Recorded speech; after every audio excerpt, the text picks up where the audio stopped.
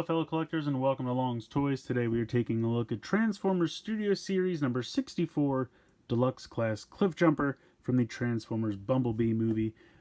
He was in Bumblebee, blink and you miss him, and unfortunately he met a very tragic end. Spoilers, apologize. But he was in the movie, so we are getting a figure of him. Now it's my understanding that this is a heavy retool of the Jeep Bumblebee from the same movie.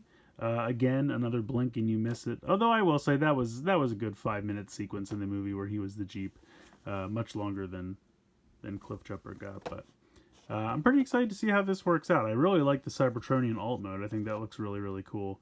So I'm very intrigued to see how this one goes. But let's go ahead, let's get him out of the box, and we'll take a closer look. So here he is in the little diorama scene that comes in the packaging. It's a pretty cool little shot of Cybertron there.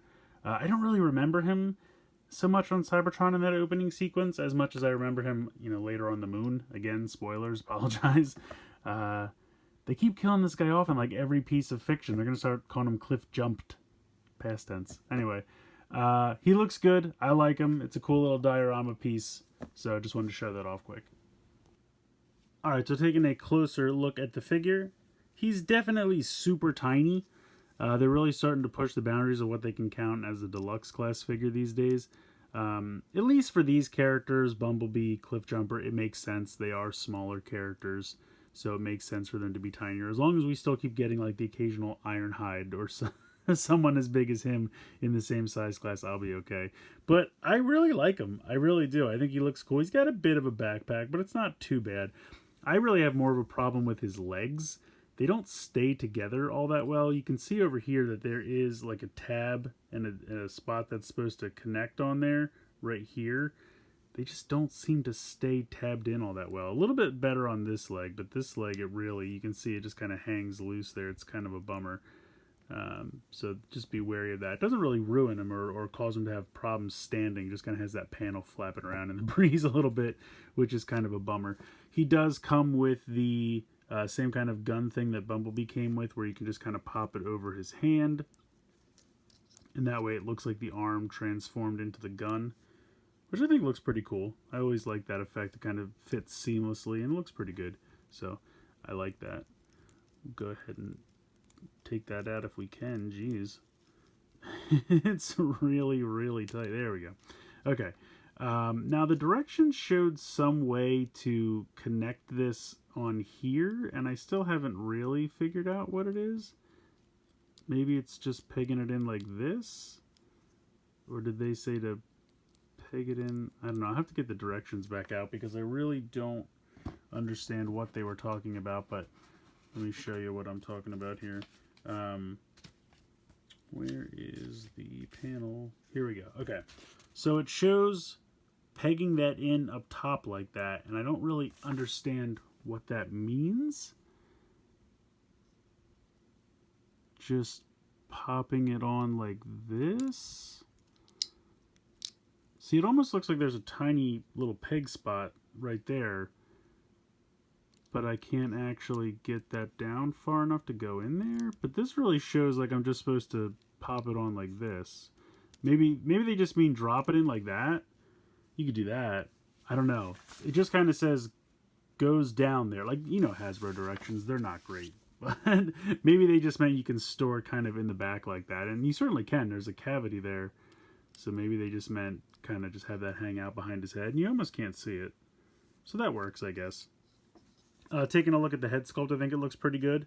He's got the little horns. He's got the blue eyes, which really pop against the red and silver. So I think that looks really good. The head can move all the way around. It's got like kind of a limited ball joint there. He's also got that second hinge. You can see that pin right there in the back of his head so that it can make the neck pop up like that. And that's really more for transformation, which we'll get into in a minute. But it's there if you want to do some crazy pose with it. You can certainly do that. Let me zoom back out here. So then you have a ball joint here in the shoulder. You do have a swivel above the elbow as well as an elbow. And I guess you can do almost 180 with the elbow. Is there anything in the torso? Yeah, you do have a waist swivel there as well as a ball joint in each hip. And then you have a thigh swivel as well. You have 90 degrees in the knee. But again, these panels on the side keep popping out, which is annoying. But again, they don't really hinder articulation. They just move around a lot when you try to move stuff. And then you have like a ball joint here in the ankle, so you can get a little bit of ankle tilt side to side and definitely some movement. There's like a hinge and a ball joint. So if I move this up, you can see that the hinge is kind of right here, and then the ball joint is actually where it meets the foot. So you've got those two bits of articulation there, so you should have no trouble getting good poses in with the feet. So he's definitely a short, stocky little dude, but I like him quite a bit. I mean, looking from the side, the backpack does kind of add up, but when you just look at it from the back, it seems kind of flat and smooth, so it's not really that big of a deal. I don't know. I don't mind it. It kind of adds to the short, stocky nature to kind of have like a big backpack like that, in my opinion. I don't think it's a problem. So let's go ahead, let's get into his transformation, because I actually think it's pretty cool. Alright, so if you had the gun in his hand still, go ahead and take that out. The first thing we're going to do, you can go ahead and pop that head straight up and just kind of leave that sit there. You're going to want to kind of bring the arms in, and we're going to eventually turn them. So I'll just go ahead and do that now. You're going to want to bring this chest piece down and just kind of let that sit there for a moment. You have to unpeg the backpack. And as you can see, if I pull this out, these two long kind of pegs here peg into that little peg spot right there and right there. If you can see that, let me zoom in. You can see one right there and one right there. So you're going to want to untab those, and then we're going to be able to bring the arms a little forward. You have to make sure they clear, because they do have to clear past that. So clear that, and then you can go ahead and rotate the head. There's another pin at the base down here, so that you can rotate this all the way in, and that's going to sit like that.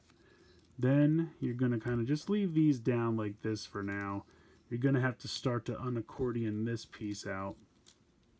You're going to want to bring out this chest. You can see that piece flips out, and then this whole piece is going to flip up.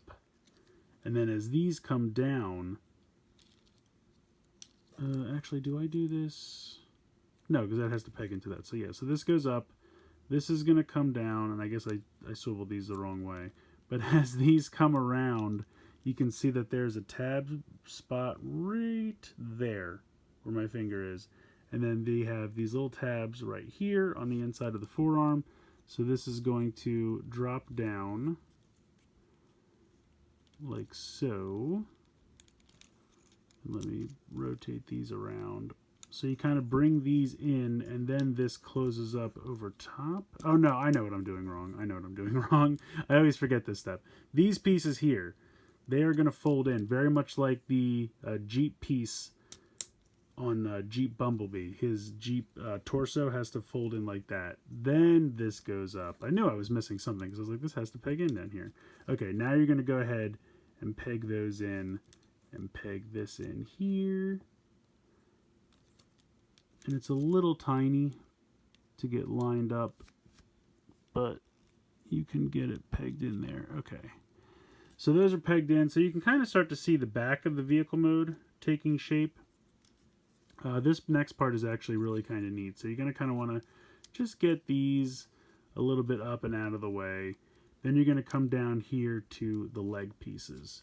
So we're going to take this, and this is going to rotate back and then tab in here against the back, like so. And I'll show that again over here. So if these were actually staying tabbed in for you, make sure that you untab that there. Then bring this back, and then you can see that there's a tab right there, where my finger is, right there, and that's going to tab in right there. So you just bring this in, just like so, and then that tabs in like that. Then you're going to take these pieces, the wheel here, rotate that around. You can kind of bring this around to get this ready. This whole thing is going to flip around like so, and click into spot there. Then you can see that there's a tiny little tab right there, and that's going to peg in right there. So this is going to come down like that and peg in. And now you can see you've got pretty much the whole side of the car. So flip the wheel. This piece rotates around. This comes down and pegs in. Come on, snap in. There we go. And then you can just peg in the two front parts of the car like so. Now at this point, the directions say that you can peg this in underneath here somehow. Let me see how this is supposed to go. I don't know. Once again, the directions are not super clear. Maybe like that? Let me see.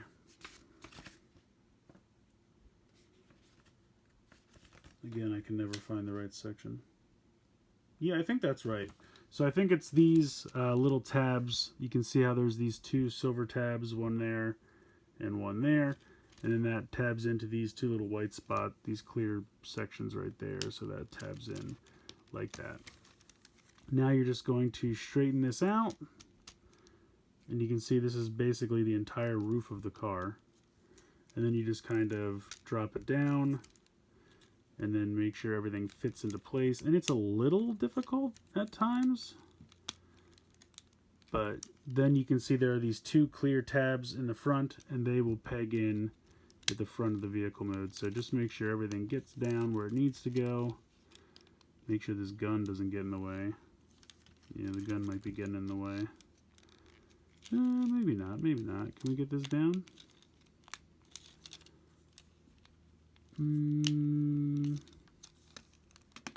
Yeah, that should work. And then just kind of make sure that that's all straightened down, and there you go. You have your Cliffjumper Cybertronian vehicle mode. I like that look of that quite a bit.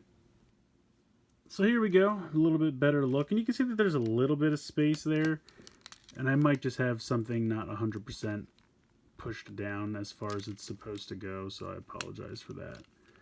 Anytime you have a lot of panels like that, it's hard to get them all 100% in the right spot that they're supposed to be, but rolls pretty well. As you can see, that gun is still underneath. You don't really see too much of the robot mode. I mean, these are the feet and these are the hands, but other than that, not a ton of robot kibble underneath. This kind of reminds me of, was it War for Cybertron, where they had, I think it was either Jazz that they redid into Sideswipe, if that is correct. I think that's what it was. The vehicle mode kind of reminds me of that. I always like these crazy, like, flowing vehicle modes for, you know, the stuff on Cybertron. Because they don't really have to be as angular or boxy as, like, Earth cars. So it's just kind of neat just to see them kind of, just kind of flow. Like, this feels very, I know organic is a stupid word to use in this situation, but it just kind of feels like it flows perfectly. There's no, it's just kind of one extension of the robot mode. I don't know. I'm not describing it well, but I really think the design looks neat. I like it quite a bit. So I really like this guy a lot. When I saw pictures of the vehicle mode, that's what first attracted me to the figure, but I do really like the robot mode as well.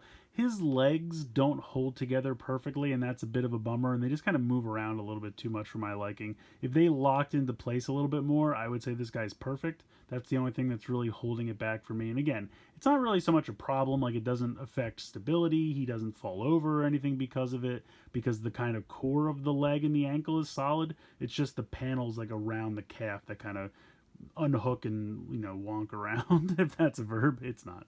In any case, I think he's a really cool little bot. I definitely recommend checking him out. I absolutely love the vehicle mode. Definitely my favorite part. But again, I think the head sculpt looks good. For the most part, the robot mode's pretty cool. He's got a bit of a backpack, but like I said, it kind of adds to the short, stocky, tough guy motif that Cliffjumper's been associated with. It is a bit of a bummer that he got so shortchanged in the movie. I don't know why everyone always has it out for Cliffjumper, all these writers. Transformers Prime comes to mind as well. No love for Cliffjumper. I like him. I always liked him. So I recommend picking him up. Let me know what you guys think in the comments below. Please like, share, and subscribe. Hope you enjoyed the video. And as always, thanks so much for watching.